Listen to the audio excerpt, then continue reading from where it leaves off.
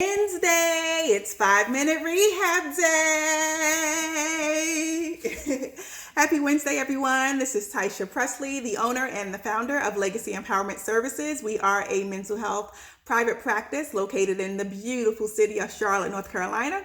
We work with adolescents and young adults who have experienced some type of dysfunction and want to rehabilitate their lives. Okay, so we have a really good one today. It's called I Gave Him an Ultimatum. And I'm going to jump right on in by reading you the question. It says, okay, I need advice and not judgment. Me and my fiance have been going through problems and we've had really bad arguments and fights. I've slapped him a few times, but he would never hit me. It got so bad last time as a result of me hitting him that he started chatting it up with his coworker at his second job. We talked and we made some solid vows because I realized that my ways have been toxic and so has his. I made ultimatums for the sake of not losing the person that I love. I will not risk anything because of my lack of self-control when I'm filled with rage.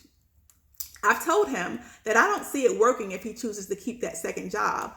Mind you, we both work and make enough money to make ends meet. We are expecting, but that second job is extra. I've expressed how there are other second jobs out there, and he expressed how he likes this one. He says they work with him, they're flexible, that he loves what he does, and he loves the people, which I get because those are good qualities in a job. I'm already dealing with the insecurities of him stepping outside of our relationship. He assured me and showed me how he told her that for the sake of our unborn, we are working it out and he's sorry if he hurt her. Basically, if he chooses this job over his family, I'm going to be crushed. And I gave him an ultimatum. It's either this job, the second job, or me.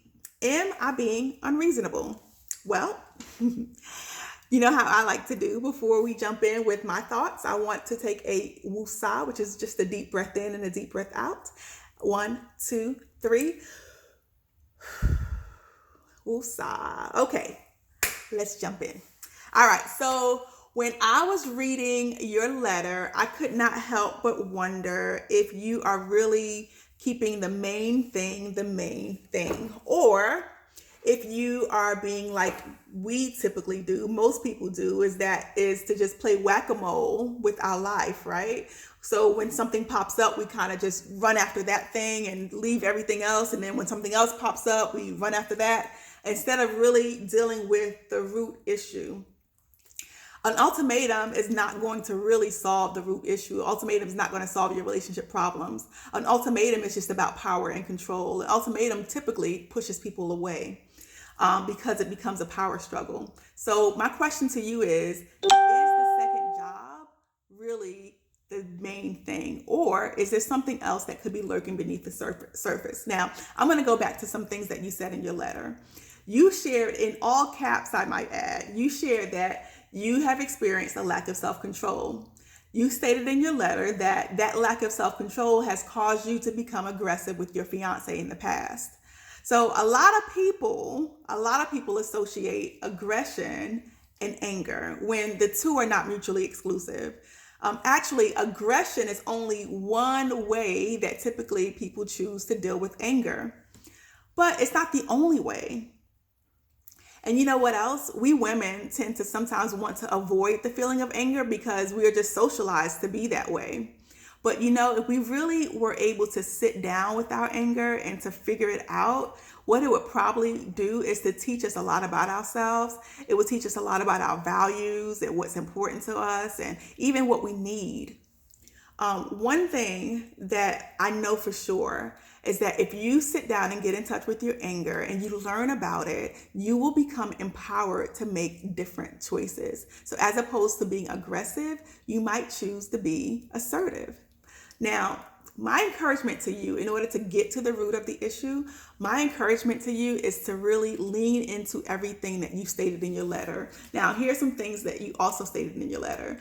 You stated that you feel out of control. You stated that you know you're feeling toxic. You stated that you are insecure. You stated all of that about the coworker and his intentions with your fiance, or your fiance's intention with the coworker. Lean into all of that. You know how when we were in school, they would teach us the 5 W's: who, what, when, where, and why, and then they added that extra one, the W, the H, the how.